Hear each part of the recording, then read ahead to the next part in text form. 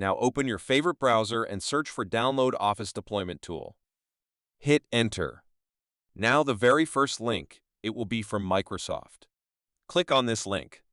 Download Office Deployment Tool. Next, scroll down and press on this download button. It will load the Office Deployment Tool. Next, we have to download Office Customization Tool. So search for Download Office Customization Tool and hit Enter. The very first link, it will be from Microsoft. Now click on this Office Customization Tool link. Here we have to configure our system. So my system architecture is 64-bit. In the Office Suites, select Office Professional Plus 2019 Volume License. Now select this Office Professional Plus, keep everything as it is. Scroll down. Now you have to leave everything as it is. Scroll down and press on the next button. Then in the language, select English. Now scroll down and press the next button. Scroll down, press the next button. You have to keep everything as it is. Press the next button again. Scroll down and press the next button. Press next again. Then finally, when you scroll down at the very end, you will see this Finish button. Click on this Finish button. So these are the configurations that we have selected. Next, press on this Export button. Now, select Keep Current Settings and press OK.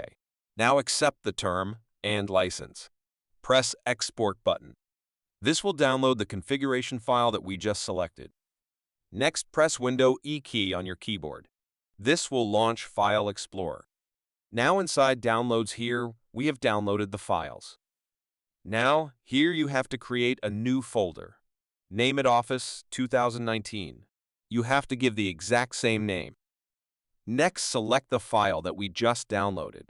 Cut it and paste it inside this Office 2019 folder. Now right-click on this Office deployment and run as administrator. Select the license, press on the Continue button. It is asking where you want to extract the files. So inside the downloads, we have this Office 2019 folder that we just created. Select it and press OK.